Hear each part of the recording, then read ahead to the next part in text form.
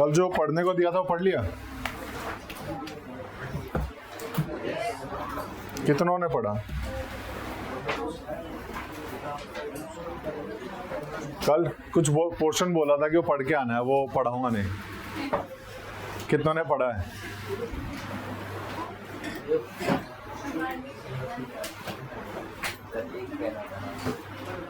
एक भी नहीं है क्लास में? किसी ने नहीं पढ़ा? क्यों? टाइम नहीं मिला? टाइम नहीं मिला? देश में फेस्टिवल चल रहा है, उसमें बिजी हो गए?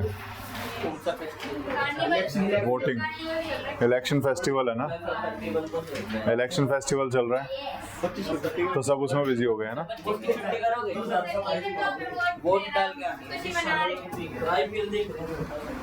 ठीक है, देखेंगे, अभी सोचेंगे। हमने मेगालिथिक ट्रेडिशन में पढ़ा क्या अभी तक? बड़े बड़े पत्थर हैं, कहाँ हैं? साउथ इंडिया में। कहाँ मिल रहे हैं जनरली? बरियल्स पे, है ना। कौन कौन से टाइप के पढ़े हमने? कौन कौन से टाइप के थे मेगालिथिक में? मैनहिर्स थे और टोम्स हो गई और डॉलमेन हो गया, हीरो स्टोन्स हो गए, मैनहिर्स खोल दिया। ठीक है, तो ये 2-3 टाइप के हमने पढ़े थे उस टाइम पे। ठीक है, अभी उससे आगे का आपको पढ़ने के लिए बोला था जो आप पढ़ के नहीं आए हो। ठीक है, तो अभी जो इम्पोर्टेंट उसमें है सिर्फ वही हाईलाइट कर लो कि कहां पर क्या क्या मिला है। ठीक है, फर्स्ट ऑफ ऑल जैसे पहले किसके बारे में?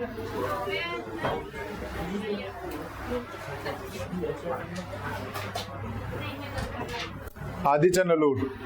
ये कहाँ है? तमिलनाडु में। यहाँ पर हमें क्या क्या मिला है? लिखा हुआ है इसमें।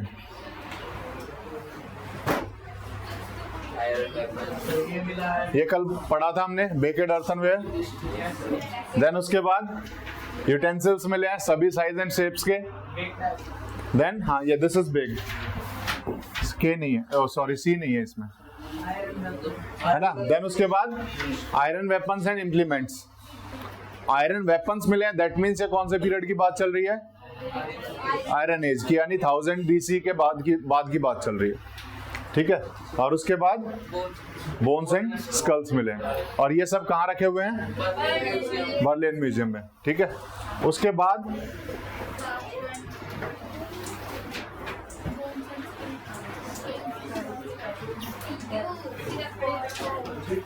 What is quarrying?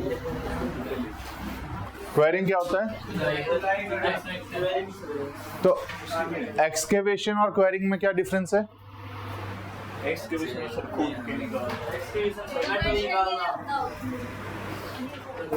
क्या है?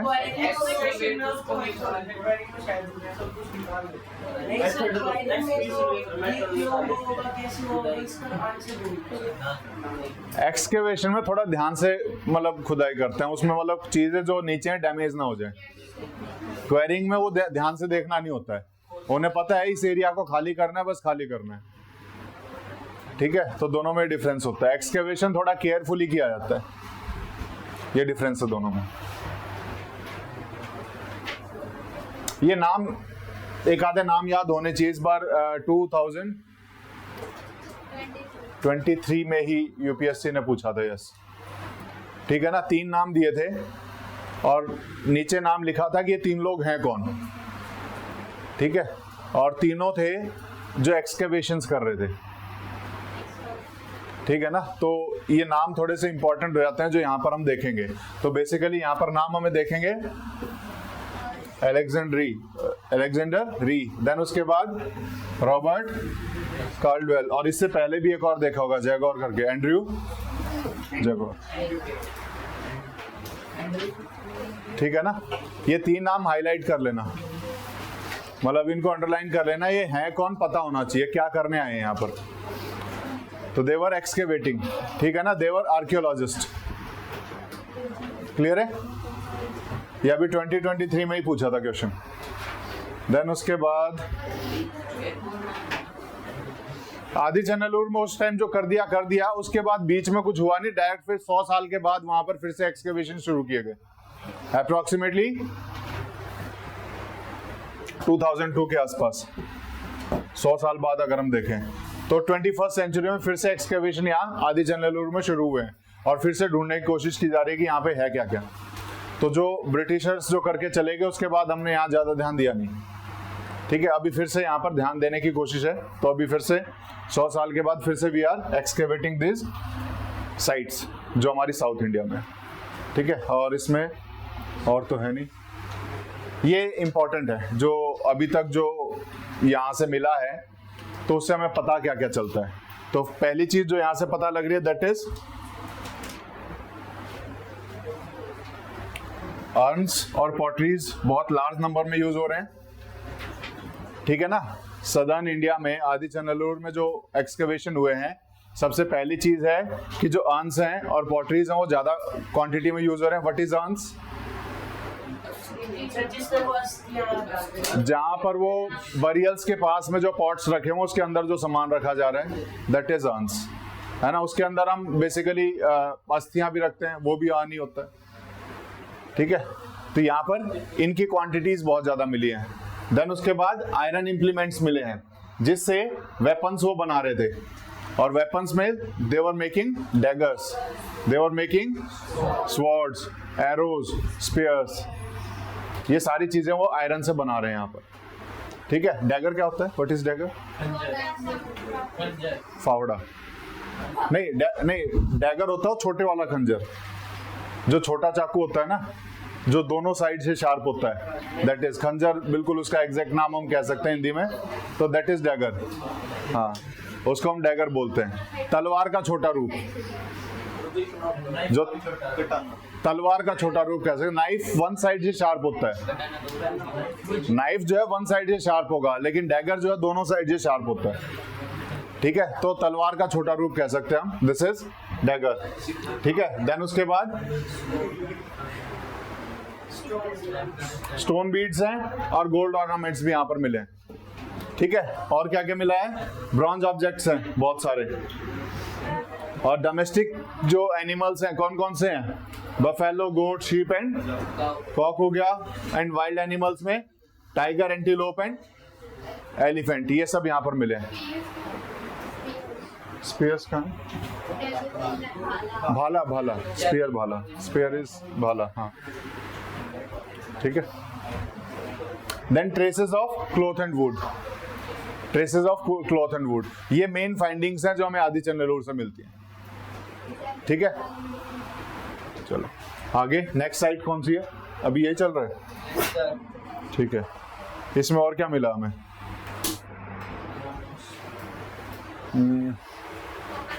कॉपर बैंगल हो गया, और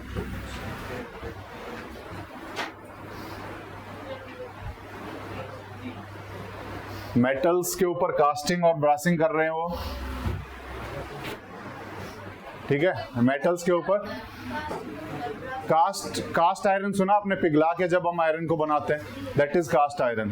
तो मेटल्स की कास्टिंग, यानी मेटल्स को पिघला करके वो औजार बना रहे हैं, ठीक है ना। तो वो कास्टिंग है। ब्रासिंग है बेसिकली ब्रास को थोड़ा सा पिघला करके उसके ऊपर लेयरिंग करते हैं। ब्रास की जो लेयरिंग होती है ओवर द मेटल्स, उसे ब्रासिंग कहेंगे, ठीक है। तो ये भी यहाँ पर हो रहा है, ठीक है। तो बहुत ज्यादा स्किल्स एडवांस हो गई है इनकी यहाँ तक, ठीक है। और husk of rice and millets. Then उसके बाद आयरन वेपन्स तो हैं ही, ठीक है। वार और सेक्रीफाइस दोनों के लिए यूज कर रहे हैं। What is sacrifice?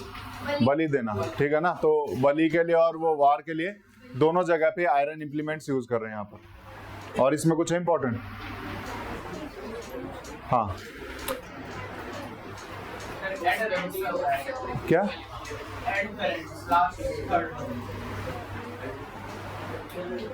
अच्छा, एडेरेंट्स, एडेरेंट्स होता है followers, followers who adhere to the rules, जो रूल्स को फॉलो करते हैं, तो एडेरेंट्स, एडेरेंट्स हो जाएगा फॉलोवर्स, जो उसको फॉलो करने वाले होते हैं, ठीक है, तो जब एनिमल सेक्रीफाइस का हमें एग्जांपल मिलता है तो इससे हम ये अंदाजा लगा सकते हैं कि जो अर्ली वैदिक कल्चर था, जहां पर ये सेक्रीफाइसेस शुरू नहीं हुए थे, इनका उससे कोई लेना देना नहीं था। तो that means they were not follower of the Vedic culture. That means they were not follower of the Vedic culture, यानी वैदिक कल्चर नॉर्दर्न इंडिया में ही फैल रहा है, सदर्न इंडिया तक वैदिक कल्चर नहीं आ रहा है, क्योंकि इनका कल्चर अलग है। वहां एनिमल सेक्रीफाइस शुरू नहीं हुआ अभी तक, और यहाँ पे एनिमल सेक्रीफाइस हम देख रहे हैं एग्जांपल्स, ठीक है ना। तो इससे हमें क्या पता लगता है, they were not adherent of the Vedic religion और Vedic culture, they were not following the Vedic religion और वैदिक कल्चर, ठीक है। Next is Payyampalli. पय्यमपल्ली में क्या मिला है, यहाँ पे भी लार्ज नंबर ऑफ अर्न बर्लियर्स है, और रेड वेयर पॉटरी हो गया, रेड एंड ब्लैक वेयर हो गया, और कुछ है इसमें। और डेट अगर हम देखें तो अप्रोक्सीमेटली आयरन एज के अप्रोक्सीमेटली उसी के कंटेम्पररी मिलेगी, ठीक है। तो बस ये एक दो साइट पता है, इसके अलावा इसमें कुछ पढ़ने की जरूरत है नहीं, ठीक है। ये हमने कल देख ही लिए थे। Next is Kodumanal. इसमें यहाँ क्या मिला है, ट्रेंचेस मिले हैं, ट्रेंचेस मिले। What is trenches? ट्रेंच क्या होते हैं? कांटे नहीं होते। ट्रेंच बेसिकली जैसे घर के आसपास है ना, चारों तरफ वो खोद देते हैं ना, दैट इज ट्रेंच। खोदा हुआ जो पोर्शन होता है, पिट्स जिसे हम कहते हैं बेसिकली, पिट्स को हम बोलेंगे ट्रेंचेस। जो पिट्स होते हैं किस लिए बनाई जाती हैं? कोई एनिमल वगैरह वहां पर ना पहुंच जाए, इस वजह से, उससे सेफ्टी के लिए।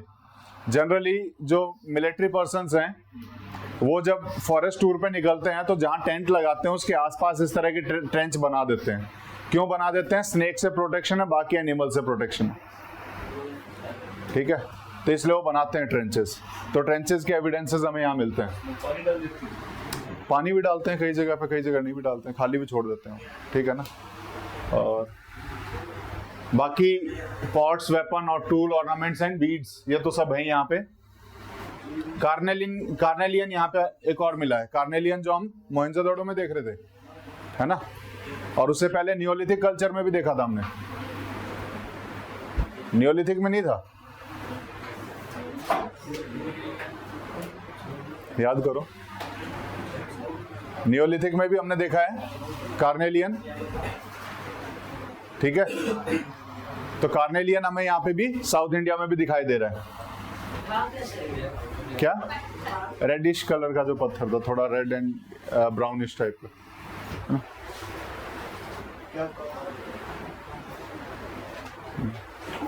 अब कार्नेलियन यहाँ मिलता तो है नहीं, तो इसका मतलब ये ट्रेड कर रहे थे, ऑर्नामेंट्स बना रहे, ठीक है। इसको डेकोरेशन के लिए भी यूज कर सकते हैं, ठीक है ना। तो इसलिए तो यहाँ पे मिल नहीं रहा है, तो कहीं ना कहीं बाहर से ला रहे हैं, तो ट्रेडिंग इनका चल रहा था। तो कार्नेलियन का यहाँ मिलना कहीं ना कहीं ट्रेडिंग का एविडेंस दे रहा है कि साउथ इंडिया नॉर्थ इंडिया से ट्रेड कर रहा था किसी तरीके से, ठीक है। देन उसके बाद इसका एविडेंस हमें, जो संगम एज हम पढ़ रहे थे कि हमें मेगालिथिक ट्रेडिशन का जो एविडेंस है वो संगम लिटरेचर्स में भी मिलता है, ठीक है। वही एग्जांपल यहाँ पे है। ये संगम लिटरेचर का एक नाम दिया हुआ है, पथिरुपथु, ठीक है। ये संगम लिटरेचर है, और इसमें जो है एक जगह का एविडेंस मिलता है, उस जगह का नाम लिखा हुआ है कोडुमनम। और ये कोडुमनम, ये जनरली ये माना जा रहा है कि ये इसी जगह का नाम है। ये कोडुमनम जो हमने संगम लिटरेचर में नाम पढ़ा, वो मान रहे हैं कि वो इसी जगह का नाम है। तो वहां से भी हम इसको एविडेंस को जोड़ के देख रहे हैं संगम लिटरेचर से, ठीक है। और यहाँ पर ये जो है चेरा किंग के अंडर जगह आएगी, और जिसके अंदर जेमस्टोन्स के लिए इस जगह का बहुत प्रेज किया गया। यहाँ पर जेमस्टोन्स बहुत अच्छे मिल रहे हैं, प्रीसियस स्टोन्स जो हमारे हैं, precious and semi precious stones. Then उसके बाद रोमन कॉइन्स बहुत मिले यहाँ पर। रोमन कॉइन्स, जो रोमन किंगडम चल रहा था वहां से लाए हुए कॉइन्स बहुत मिले हैं। तो इससे अंदाजा लग रहा है कि यहाँ पर जेमस्टोन्स हैं, वहां से जेमस्टोन खरीदने आ रहे हैं और यहाँ पर अपने कॉइन देके जा रहे हैं। तो कहीं ना कहीं ट्रेड इनका रोमन किंगडम से चल रहा है। ठीक है, कॉइन्स मिलने का क्या मतलब है? कॉइन्स यहाँ छोड़ के क्यों जाएंगे? कुछ खरीद के लेके गए होंगे, तो यहाँ से खरीदने के लिए क्या था? जेमस्टोन्स है हमारे पास। ठीक है ना, तो ये जेमस्टोन का इनका ट्रेड चलता था और रोमन किंग से वहां से कॉइन्स यहाँ पर लेके आ रहे थे। तो रोमन किंगडम के कॉइन्स हमें यहाँ पर दिखाई देते हैं। हाँ, it is a result of export of the gemstones, और जिससे बहुत सारा गोल्ड जो है यहाँ पर देखने को मिला इन दिस एरिया। क्या है? कोडुमनल। ठीक है, तो इस एरिया में इतना ही था। नेक्स्ट क्या है? हाँ, कोंचेस। कोंचेस क्या होता है? कोंचेस, हाँ, संक। ठीक है, यहां पर एक और इंपॉर्टेंट चीज है, दैट इज फर्नेसेस हमें मिले हैं। फर्नेसेस, ठीक है, फर्नेस किस लेकर यूज होता है? स्मेल्टिंग के लिए, मेल्टिंग ऑफ मेटल्स कुछ भी हो तो फर्नेस चाहिए हमें उसके लिए। ठीक है ना, तो कहीं ना कहीं हम जो पढ़ रहे थे अभी थोड़ी देर पहले कि मेटल्स को यहाँ पर कास्टिंग किया जा रहा है, ब्रासिंग किया जा रहा है, तो उसके लिए वी नीड फर्नेस। उसके एविडेंसेस यहाँ पर मिले हमें। ठीक है, तो ये सब चीजें यहाँ देखने को मिल रही हैं। और उसके बाद पॉट शेड्स क्या होते हैं? What is pot shades? Pots के रिमेन्स ऑफ द पॉट्स। ठीक है, remains of the pots, pieces of the pots. क्या चीज?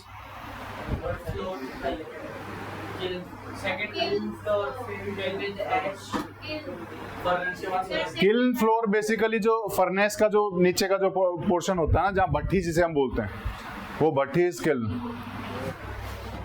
This is kiln. ठीक है, और इसके अलावा पिट बरियल्स तो हैं, अर्न बरियल्स हैं। देन उसके बाद what is graffiti? Wall art, या फिर पिक्चर बना देते हैं। दैट इज, अगर हम आज के सेंस में देखें तो इट इज इलीगल। तो इलीगल तरीके से जो पिक्चर्स बनाई जाती हैं, एक रिवोल्यूशनरी भी हो सकती हैं, कैसी भी हो सकती हैं, उसको हम ग्रेफिटी के नाम से जानते हैं। तो कहीं ना कहीं इसका नेगेटिव कनोटेशन आ जाए, तो इस टाइम पे हम उसको नेगेटिव कनोटेशन के साथ नहीं पढ़ रहे हैं। उस टाइम पे इसको हम सिर्फ आर्ट से जोड़ के देखेंगे पिक्चर को, कि वो पिक्चर्स बना रहे थे इस टाइप से वॉल्स पे। तो ग्रेफिटी के हमें मार्क मिल रहे हैं यहाँ पर, जो कि उन्होंने इंस्क्राइब किए हुए हैं, उसके अंदर पूरे खोदे हुए हैं। ठीक है ना, क्लियर है? और कुछ मिला है यहाँ पे?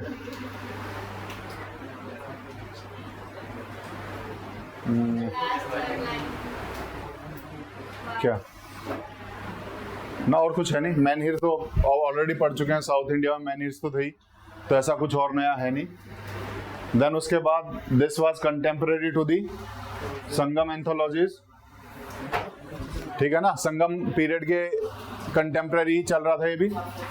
ठीक है, एंथोलॉजीज हो जाएगा जो collection of literature,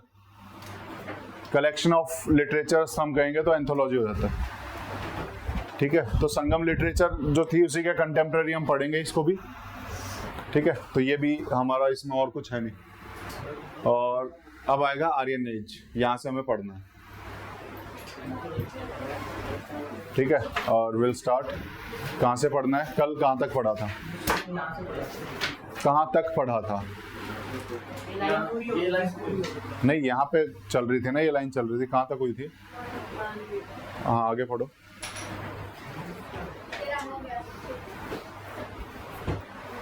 So far, we have considered the late Harappan cultures, Chalcolithic and painted Bravian cultures. Let us now turn to the evidence from the Vedic texts, which, unlike the archaeological evidence that tell us only about the material culture, throw light on the ethnic and cultural identities of people. Because of the reference found in the Vedas, the Aryan portion is one of the important tables concerning the early history of India. ठीक है, वैदिक culture में जो सबसे ज्यादा अभी तक debatable issue है, दैट इज आर्यंस आए कहां से। ठीक है ना, आर्यंस कहां से बिलोंग करते थे, ये आज भी डिबेटेबल इशू है। और इसके लिए बहुत सारे लोगों ने अलग अलग व्यूज दिए हैं। कोई बोलता है कि ये यहीं के लोग थे, हिमालय में बसते थे और यहीं के थे, ओरिजिनल थे। कोई बोल रहे थे देवर द्रविडियंस जो उस साइड चले गए। कोई बोल रहा है ये they came from the central Asia. ठीक है ना, बिल्कुल, मतलब अलग अलग विचार हैं सबके। तो वो किस किस तरीके से विचार आए हैं वो हम यहाँ पर पढ़ेंगे। तो बेसिकली आर्यंस के बारे में हमें ऋग्वैदिक एज में या फिर वैदिक एज में आर्यंस के बारे में हमें पढ़ना है। तो this is the Aryans and the Rigvedic society. अभी तक हमने जो पढ़े हैं, we have studied about the Harappan cultures, chalcolithic culture और उसके बाद painted grey ware culture. Harappan culture को ब्रॉन्ज कल्चर भी बोल सकते हैं, है ना। Bronze culture, chalcolithic and iron age, ये तीनों एज हम पढ़ चुके हैं। देन उसके बाद let us now turn to the evidence from the Vedic text. अभी तक हम आर्कियोलॉजिकल एविडेंसेस पढ़ रहे थे जहां से मिल रहे थे। अभी हम वैदिक एज के बारे में पढ़ेंगे। वैदिक एज के बारे में सिर्फ आर्कियोलॉजिकल एविडेंसेस नहीं, वैदिक टेक्स्ट भी हमारे पास। तो अब कहीं ना कहीं वैदिक टेक्स्ट से स्टडी करेंगे कि उसमें लिखा क्या है, क्या क्या उसके बारे में बोला जा रहा है। ठीक है, तो let us now turn towards the Vedic text which unlike the archaeological evidence that tell us only material culture. Archaeological evidence जो हमें सिर्फ मटेरियल कल्चर के बारे में बता रहे हैं। मटेरियल कल्चर कैसे, क्या बताया आर्कियोलॉजिकल एविडेंस ने कि यहाँ पर स्टोन टूल्स हैं, यहाँ पर कॉपर टूल्स हैं, यहाँ पर आयरन टूल्स हैं। तो उन टूल्स के माध्यम से हम कुछ इन्फर करने की कोशिश कर रहे हैं। उन टूल्स को बेस बना करके हम समझने की कोशिश कर रहे हैं वहां के कल्चर को। तो दिस इज मटेरियल कल्चर, जहां मटेरियल्स को हमने एविडेंस माना हुआ है, जहां हमने मटेरियल्स को एविडेंस माना है, जहां हर कोई चीज उन मटेरियल्स के आसपास रिवॉल्व होती हुई दिखाई देगी। हम कुछ भी स्टडी करेंगे वो मटेरियल्स के इर्द गिर्द ही घूमती दिखाई देगी, उसी के आसपास रिवॉल्व करेगी। लेकिन अब हम उससे आगे चलेंगे, विल स्टडी दी लिटरेचर्स। अब हम उसके आगे क्या करेंगे, will study the Vedic text और which will throw light on the ethnic and cultural identities of the people. This Vedic text will throw light on the किसके ऊपर, cultural and ethnic identities of people. अभी लोगों के बारे में तो हम कुछ पता ही नहीं कर पा रहे थे, लेकिन अब हम लोगों को भी क्लासिफाई कर पाएंगे। वो किस कल्चर के साथ रह रहे थे, उनकी इंडिविजुअल आइडेंटिटी क्या थी, उनकी खुद की एथनिसिटी क्या थी। अगर हम इसमें देखें तो ये उसकी इंडिविजुअल आइडेंटिटी है, ये उसकी ग्रुप में आइडेंटिटी है, सोसाइटी की आइडेंटिटी है। एथनिक आइडेंटिटी इंडिविजुअल की आइडेंटिटी हो जाएगी कि वो खुद कौन थे, किस रेस से बिलोंग करते थे, किस एथनिसिटी से बिलोंग करते थे। वहीं उनके कल्चर को भी हम इस वैदिक टेक्स्ट के थ्रू पढ़ेंगे कि उनके सोसाइटी में किस तरह का कल्चर चल रहा था। तो हम इंडिविजुअल आइडेंटिटी के साथ साथ सोसाइटी की आइडेंटिटी भी वैदिक टेक्स्ट के साथ पढ़ पाएंगे, जो कि अभी तक पॉसिबल नहीं था। अभी सिर्फ हम मटेरियल एविडेंसेस को पढ़ रहे थे थ्रू आर्कियोलॉजिकल एविडेंसेस। हम लोगों के बारे में नहीं समझ पा रहे थे, लेकिन अब हमें कुछ लिखा हुआ मिलेगा तो we will be able to understand about the people also. ठीक है, तो वो हमें वैदिक टेक्स्ट से हमें समझना। Because of the references found in the Vedas, the Aryan question is one of the important issues concerning the early history of India. अब क्योंकि आर्यंस का जो रेफरेंस है, आर्यंस का जो मेंशन है, वो हमें वेदास में मिलता है। वो वेदास में आर्यंस के बारे में लिखा हुआ है, तो इसीलिए आज भी हमारे लिए इंपॉर्टेंट इशू बना हुआ है जो कि अर्ली हिस्ट्री से कंसर्न, अर्ली हिस्ट्री से जुड़ा हुआ है कि आर्यंस हैं कौन। आज भी हमारे आगे सबसे बड़ा क्वेश्चन है कि आर्यंस थे कौन, ये कहां से आए थे। और इसके लिए अलग अलग हिस्टोरियन अपने अलग अलग प्रूफ देते हैं और अपना अलग अलग आंसर देते हैं। ठीक है, तो हम कुछ प्रूफ को और कुछ आंसर्स को जानने की कोशिश करेंगे कि किसने क्या बोला है। ठीक है, तो will start with the Aryans.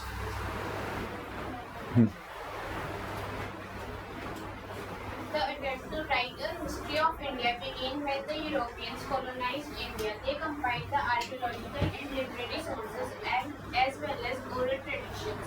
Certain notions, for example, the Aryans were developed and used in the colonial context when many parts of Asia and Africa were under the influence of the European powers.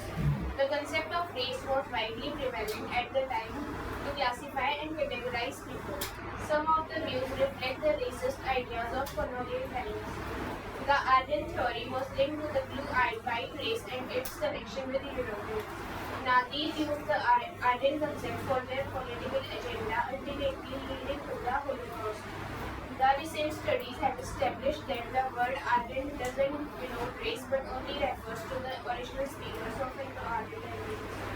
ठीक है। अभी Aryans के बारे में कुछ चीजें बताने की कोशिश की हैं कि आर्यंस के बारे में जब सबसे पहले समझना शुरू किया तो जिन्होंने समझना शुरू किया वो अपने हिसाब से आर्यंस को बताएंगे।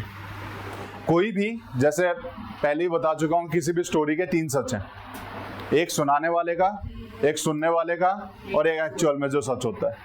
ठीक है, तो यहाँ सुनाने वाले का सच हमें सुनना है कि वो क्या सच सुना रहे हैं। तो जब पहला सच उन्होंने सुनाया, किसने सुनाया? ब्रिटिशर्स ने। तो ये ब्रिटिशर्स का सच था। वो अपने हिसाब से मोल्ड करेंगे चीजों को, वो अपने आप को सुपीरियर बताने की कोशिश करेंगे।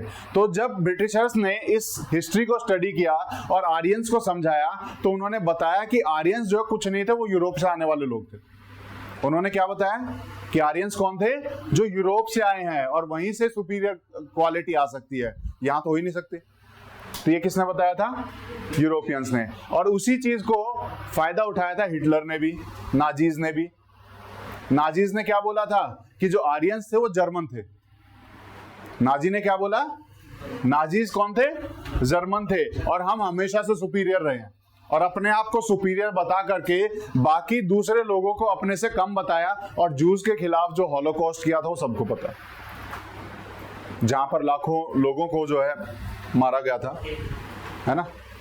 तो वो जेनोसाइड, जहां बहुत सारे लोगों को मारा जाए, ठीक है ना, दैट इज जेनोसाइड। बहुत सारे लोगों को मारना, ठीक है, वो हॉलोकॉस्ट। क्या हुआ?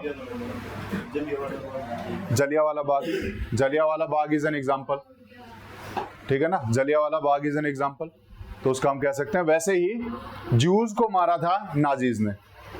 किनको मारा था? जो जूस थे उनको मारा था। और आज भी वो लड़ाई वहां चल रही है। आज भी जो इजराइल पैलेस्टाइन की लड़ाई है वो कहीं ना कहीं वहीं से इंस्पायर्ड है, ठीक है। अब पढ़ें इसको। The attempt to write a history of India began when European colonized India. हमारे इंडिया में हिस्ट्री को राइट करने की शुरुआत कब से हुई है? जब से आर्कियोलॉजिकल एक्सकेवेशन शुरू किए। कब शुरू हुए वो? पहला किसने किया था? रॉबर्ट ब्रूस फूट ने किया था। कहीं ना कहीं हिस्ट्री लिखने की शुरुआत हम ब्रिटिशर्स के साथ देखेंगे। तो इंडिया में जो हिस्ट्री लिखने की शुरुआत है वो ब्रिटिशर्स के साथ होती है, जब ब्रिटिशर्स इंडिया में आएंगे और इंडिया को अपनी कॉलोनी बनाएंगे। तो वहां से हम हिस्ट्री की शुरुआत देखेंगे, हिस्ट्री को लिखे जाने की शुरुआत देखेंगे। हिस्ट्री तो बहुत पहले शुरू हो चुकी है। हिस्ट्री को लिखे जाने की शुरुआत इंडिया में ब्रिटिशर्स के द्वारा की गई। They compiled the archaeological and literary sources as well as oral traditions. उन्होंने क्या किया? जितने आर्कियोलॉजिकल सोर्सेज थे, जितने लिटरेरी सोर्सेज थे और जितनी ट्रेडिशंस थे जो बातों के द्वारा चले आ रहे हैं, उन सबको कंपाइल कर दिया और उसको हिस्ट्री का रूप दिया। उन सबको कंपाइल करके उन्होंने हिस्ट्री में ट्रांसफॉर्म करने की कोशिश की, हिस्ट्री क्रिएट करने की कोशिश की कि ये हिस्ट्री हो सकती है, उनको प्रूफ मान करके। कुछ आर्कियोलॉजिकल एविडेंसेस उठाए, कुछ लिटरेरी सोर्सेज उठाए और जो ओरल ट्रेडिशंस है, जो बातें चलती आ रही थी सालों से, उन सबको मिक्स करके उन्होंने हिस्ट्री क्रिएट करने की कोशिश की। सर्टेन नोशंस क्या होता है? बिलीफ्स, आइडियाज, है ना। क्या? रिचुअल्स थोड़ा अलग हो जाएगा, बिलीफ कह सकते हैं, ठीक है ना। Certain notions, for example the Aryans were developed and used in colonial context.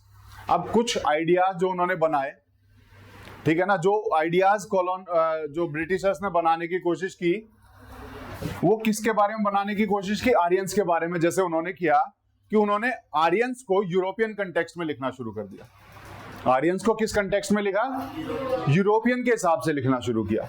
तो the notions, the ideas they developed were used in the colonial context. वो उन्होंने अपने हिसाब से लिखा, अपने हिसाब से उन्होंने उन चीजों को लिखा।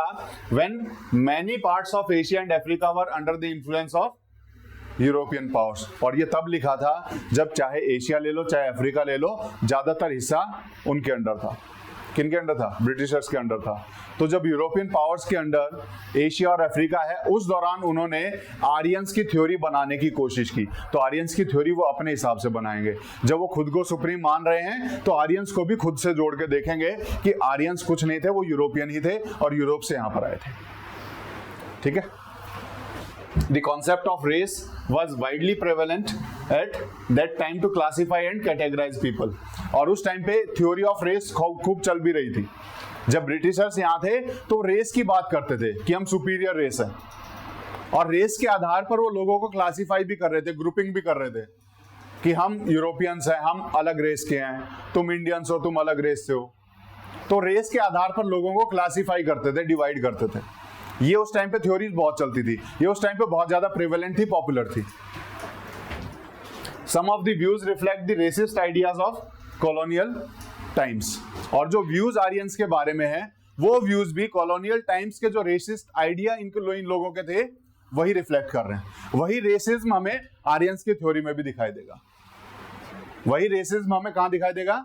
आर्यंस की थ्योरी में भी जो उन्होंने डेवलप की उसमें भी दिखाई देगा। The Aryan theory was linked to the blue-eyed white race and its connection with the Europeans. तो उन्होंने कहां से जोड़ा आर्यन थ्योरी को? कि वो यूरोपियंस थे, व्हाइट रेस से थे, ब्लू आइड वाले लोग थे। यानी अपनी रेस से उन्होंने आर्यंस को जोड़ने की कोशिश की। अपनी रेस से उन्होंने यूरोपियन से आर्यंस का कनेक्शन बनाने की कोशिश की। तो उन्होंने अपने हिसाब से लिखा तो अपना सच लिखा है, तो अपने हिसाब से लिखेंगे, अपने आप को सुपीरियर बनाने के हिसाब से लिखेंगे। ठीक है। Same way Nazi used the Aryan concept for their political agenda. ऐसे ही नाजी ने भी यूज किया आर्यंस का, और उन्होंने बोला कि जर्मन्स वर नाजी आर्यंस, और German are superior than the other races. और उस आधार पर उन्होंने बोला कि हमें ही जीने का अधिकार है, fittest of the survival of the fittest, कि हम ही जिएंगे, बाकियों का अधिकार नहीं है। ठीक है ना? क्या ठीक है। तो इस तरीके से उन्होंने पॉलिटिकली इसका यूज किया। आर्यन थ्योरी का कैसे यूज किया? पॉलिटिकली यूज किया, और पॉलिटिकली यूज करके ultimately that lead to holocaust, जो ज्यूज को मारा गया।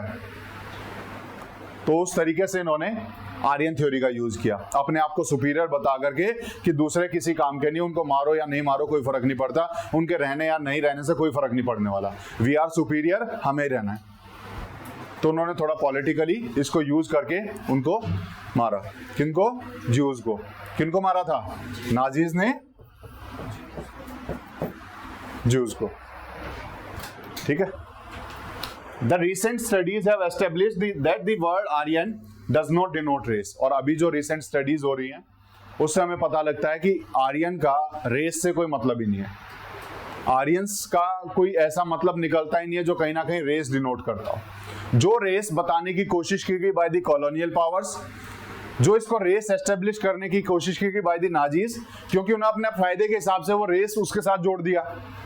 लेकिन अभी जब हम स्टडीज करते हैं तो हमें पता लगता है कि आर्यंस का रेस से कोई लेना देना नहीं है कि वो किस रेस से बिलोंग करते थे, but only refers to the original speakers of Indo Aryan languages. और ये आर्यन कहीं ना कहीं सिर्फ उन लोगों को रेफर करता है जो इंडो आर्यन लैंग्वेज को बोलते थे। किसको रेफर करता है? इंडो आर्यन स्पीकर्स को। वो लोग जो इंडो आर्यन लैंग्वेज बोलते थे वो आर्यंस थे, उसका रेस से कोई लेना देना नहीं था। ठीक है। ये अभी रिसेंट स्टडीज बता रही है। तो ये कहीं ना कहीं सबने अपने हिसाब से मॉडिफाई करने की कोशिश की है स्टडीज को। और वहीं पे जो लैंग्वेज की स्टडी होती है दैट इज फिलोलॉजी। लैंग्वेज की जो स्टडी क्या होती है? फिलोलॉजी ना। तो philology studies the language in oral and written forms of language, चाहे वो किसी भी फॉर्म में हो। लैंग्वेज को स्टडी करने का काम किसके द्वारा किया जाता है? फिलोलॉजिस्ट के द्वारा किया जाता है। और वो स्टडी किस बेस पे करते हैं? Based on the historical evidence. जैसे अभी हमारे यहाँ पर इंडिया में अगर हम कहें तो सबसे ज्यादा कौन सी भाषा बोली जाती है? कौन से ग्रुप की भाषा बोली जाती है? Indo Aryan. Indo Aryan. India में जो ग्रुप ऑफ लैंग्वेजेस हैं उसमें सबसे ज्यादा बोली जाने वाली भाषा कौन सी है? Indo Aryan. और इसी इंडो आर्यन में हिंदी भी है, पंजाबी भी है, बंगाली भी है, ये सारी इंडो आर्यन लैंग्वेजेस हैं। ठीक है। और ये इंडो आर्यन लैंग्वेज कहीं ना कहीं इंडो यूरोपियन लैंग्वेज की एक पार्ट है। एक इंडो यूरोपियन लैंग्वेज थी जिसमें से बहुत सारी लैंग्वेजेस निकली, और उसी में से एक निकल के हमारी बनी इंडो आर्यन लैंग्वेज। कौन सी बनी? Indo Aryan. तो कहीं ना कहीं इंडो यूरोपियन लैंग्वेजेस से जुड़ी हुई है, कनेक्टेड है। एग्जैक्टली इंडो का तो पता नहीं क्यों यूज किया, बस वो इंडो यूरोपियन कर रहे हैं तो उसी एक फैमिली बना दिया उन्होंने बेसिकली, ठीक है ना। फैमिली ऑफ लैंग्वेजेस में इंडो यूरोपियन को ऊपर रखा, उसके नीचे इंडो इरानियन आया, इंडो इरानियन के नीचे इट इज इंडो आर्यन, ठीक है ना। तो इस तरीके से पूरा एक चार्ट बना हुआ है वो तो, ठीक है। तो हमें सिर्फ ये पता करना है कि इंडिया में सबसे ज्यादा बोली जाने वाली कौन सी है, इंडो आर्यन। इसमें कई बार पूछा भी हुआ है क्वेश्चन, बहुत सारे एग्जाम में पूछा है, कई सारी लैंग्वेज द्रविडियन, इंडो आर्यन और ईस्टर्न में जो बोली जाती है, एग्जैक्टली तो नाम मुझे ध्यान नहीं है, उन सबको ऑप्शन में दे करके इंडिया में सबसे ज्यादा बोले जाने वाली कौन सी ग्रुप ऑफ लैंग्वेज है, तो वो पता होना चाहिए आपको कौन सी है, Indo Aryan, that is Indo Aryan, ठीक है। हाँ आगे पढ़ो। Though the Rig Veda is in Sanskrit, about 300 words of the Munda and Dravidian languages have been added to Bible, suggesting cultural mix with earlier inhabitants. ठीक है, ऋग्वेदा तो हमने already पढ़ा था, किस भाषा में है, कौन सी संस्कृत, वैदिक संस्कृत। तो ऋग्वेदा इज इन वैदिक Sanskrit. About 300 words in the Rigveda, जो किसको रेफर कर रहे हैं, नहीं इसको नहीं, इनकी लैंग्वेजेस को रेफर कर रहे हैं, जो यहाँ पर आज के टाइम पे द्रविडियन लैंग्वेजेस में वो वर्ड्स हैं, मुंडा लैंग्वेजेस में वो वर्ड हैं। मुंडा लैंग्वेज कौन सी है, मुंडा ट्राइब्स की है। मुंडा ट्राइब्स बेसिकली अगर हम देखें तो छत्तीसगढ़ वाला जो एरिया है, जो हाँ बिल्कुल बिहार, झारखंड और छत्तीसगढ़ वाला एरिया है, यहाँ पर मुंडा ट्राइब रहती है इंडिया में, ठीक है। तो उनकी जो लैंग्वेजेस हैं, तो उसके कुछ वर्ड्स और द्रविडियन लैंग्वेज के कुछ वर्ड्स हमें वैदिक संस्कृत में मिलते हुए दिखाई देते हैं। तो अप्रोक्सीमेटली वर्ड का काउंट अगर हम देखें तो कितने हैं, 300 वर्ड्स हैं जो मैच कर रहे हैं, जो वैदिक संस्कृत के आज की लैंग्वेजेस से, जो आज की लैंग्वेजेस है हमारी द्रविडियन और मुंडा लैंग्वेज है, उनसे कहीं ना कहीं 300 शब्द मैच कर रहे हैं। These have been identified. It suggests cultural mix with the earlier inhabitants. और इससे पता क्या चलता है कि जो वैदिक लिटरेचर है, सिर्फ वो वहीं के लोग नहीं थे, वो इधर उधर से जाकर के द्रविडियन वाले लोग भी वहां गए, हमारे जो ईस्टर्न वाले लोग थे वो भी वहां गए, तो कहीं ना कहीं कल्चरल मिक्स था, वो कहीं एक जगह से आए हुए लोग नहीं थे, वो मिक्स होके वहां रह रहे थे। इससे क्या पता लगा, इससे ये पता लग रहा है कि जब अलग अलग लैंग्वेजेस का हमें आज यहाँ प्रूफ मिल रहा है, ये दैट मीन्स कि वो लैंग्वेज यूज करने वाले भी वहां पर गए हैं, और वो जाकर के उन्होंने वेद के जो फॉर्मेशन है, वेद की जो कंपोजिशन है, उसमें उन्होंने किसी न किसी तरह का अपना पार्टिसिपेशन किया या फिर योगदान दिया, ठीक है। तो वो कल्चरल मिक्स था, वो एक पर्टिकुलर आइडेंटिटी नहीं थी, वो पर्टिकुलर रेस नहीं थी जिस रेस से कॉलोनियल पावर्स ने जोड़ने की कोशिश की। तो वो एक रेस ना होकर के वो मिक्सचर था, बहुत सारे लोगों का मिक्सचर था जिन्होंने वहां जाकर के वैदिक लिटरेचर का कंपोजिशन किया, ठीक है। तो ये कहां से पता लग रहा है, हमें यहां से पता लग रहा है, ठीक है, क्लियर है। आगे पढ़ो, पीछे, हाँ। From the Vedas, it is evident that Aryans was domesticated horses and chariots. Their chariots had spoke wheels and wheels, bows and arrows. They practiced agriculture and pastoralism. They buried and also cremated the dead. The cult of fire and the use of soma were prevalent among the speakers of the Indo-Aryan. ठीक है, अब इसमें क्या क्या बताया उनके बारे में, वो कैसे रह रहे थे बेसिकली, ठीक है ना। तो यहाँ पर from the Veda it is evident that Aryans use the domesticated horses and chariots. Horse's भी यूज कर रहे थे और रथ भी बना रहे थे। जो हॉर्सेज का एविडेंस अभी तक हमने नहीं देखा। हड़प्पन सिविलाइजेशन में there were no horses. Harappan civilization में कोई हॉर्स था नहीं था, लेकिन यहाँ पर हमें हॉर्सेज का रेफरेंस मिलता है, यहाँ पर हमें चैरियट्स का रेफरेंस मिलता है, यहाँ पर जो रथ बना रहे थे उसका रेफरेंस मिलता है। तो कहीं ना कहीं इस रथ को लड़ाई के लिए भी यूज कर सकते हैं ना। तो that means they were warrior tribes, वो वॉरियर्स भी थे, आयरन टूल्स भी बना रहे हैं, तो that means they were warriors also, ठीक है ना। तो यहाँ पर हमें इन चीज का एविडेंस यहाँ पर मिलता है, हॉर्सेस का भी मिल रहा है, चैरियट्स का भी मिल रहा है। There chariots had spoked wheel. यहाँ पर एक और नया जो एडवांसमेंट है, दैट इज स्पोक्ड व्हील। अभी तक हड़प्पन में जो व्हील था वो स्पोक्ड नहीं था। वो क्या था, स्पोक्ड नहीं था। वो किस टाइप से था, वो पूरा फिल होता था और यहाँ पर सिर्फ पाइप के लिए जगह छोड़ दी होती थी। ये पूरा सॉलिड पार्ट होता था यहाँ पर, अगर आपने वहां के जो चैरियट्स थे, जो उसमें मॉडल्स देखे, उसके व्हील्स को अगर ध्यान दिया हो, उसमें स्पोक्स नहीं थे। ये स्पोक्ड व्हील हम यहां देखेंगे। अब जो वैदिक लिटरेचर आएगा, यहाँ पर स्पोक्ड व्हील का हम एक नई चीज हम देखेंगे। इससे क्या हो जाएगा, आपके व्हील्स जो है थोड़े हल्के हो जाएंगे और इनकी जो ट्रैवलिंग है वो फास्ट हो जाएगी। इनकी ट्रैवलिंग क्या हो जाएगी, फास्ट हो जाएगी, जो कि पॉसिबल नहीं था इस तरह के व्हील्स में, जो हम हड़प्पन कल्चर में पढ़ रहे थे। हड़प्पन कल्चर में इस तरह के व्हील्स थे, वहां पर स्पोक्ड व्हील्स नहीं थे। ठीक है, तो यहां पर हमें क्या देखने को मिल रहे हैं,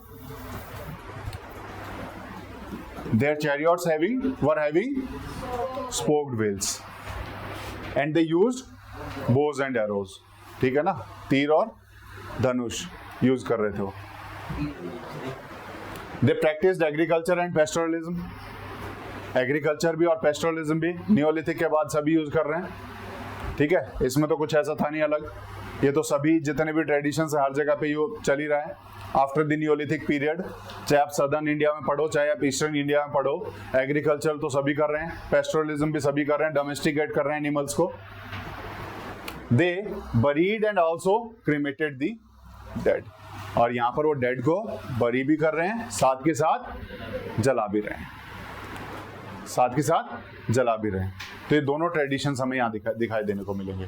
they were cremating the dead. The cult of fire हमें यहाँ दिखाई देता है। ठीक है, तो फायर का यूजेस हमें यहाँ दिखाई दे जाएगा। ठीक है ना, फायर को बेसिकली किस चीज के लिए, कल्ट वर्ड हम कहाँ यूज करते हैं बेसिकली, कल्ट क्या होता है, कल्ट क्या होता है, जब किसी चीज का एक्सेस यूज होने लग जाए, किसी भी चीज का एक्सेस यूज होना जाए, वो कल्ट बन जाता, बिलीफ बन जाता है, उनका डिवोशन बन जाता है। उनका क्या बन जाता है, डिवोशन बन जाता है। तो जिस चीज को डिवोशन से जोड़ दिया जाए वो कल्ट हो जाता है। किसी भी चीज को डिवोशन से जोड़ देंगे तो क्या हो जाएगा, कल्ट हो जाएगा। तो कल्ट ऑफ फायर, फायर को डिवोशन में भी यूज कर रहे थे कहीं ना कहीं। ठीक है ना, तो फायर का यूज कर रहे हैं। देन उसके बाद देवर यूजिंग दी सोमरस, सोमरस जो आज के टाइम पे जिसे हम अल्कोहलिक ड्रिंक बोल देते हैं, उसी का दूसरा नाम सोमरस है। ठीक है ना, तो दे वर यूजिंग सोमा ड्रिंक्स, सोमरस। कहां से कुछ मिले होंगे एविडेंसेस। ठीक है, दे वर यूजिंग द सोमरस। क्या इसका क्या एविडेंस मिला? हो सकता है रिमेन्स। आज के टाइम पे अगर हम कहें, ओल्ड इज गोल्ड वाली कहानी चलती है। ठीक है ना, तो जितना पुराना उतना बढ़िया वाले का ट्रेडिशन चलता है, तो हो सकता है वहां मिला हो। ठीक है ना, वो भी प्रिजर्व करके रखते हो सकता है। ठीक है ना, तो वहां से कुछ मिला होगा, तभी तो बोल रहे हैं they were using the soma drinks that were prevalent among the speakers of Indo-Aryans। Indo-Aryans में ये सारी चीजें prevalent थी। ठीक है, तो ये सब उनका रहने का तरीका जो था वो इस तरीके से हो रखा था। ठीक है, जो चेंजेस थे हमने थोड़े बहुत यहाँ पर देखने की कोशिश की।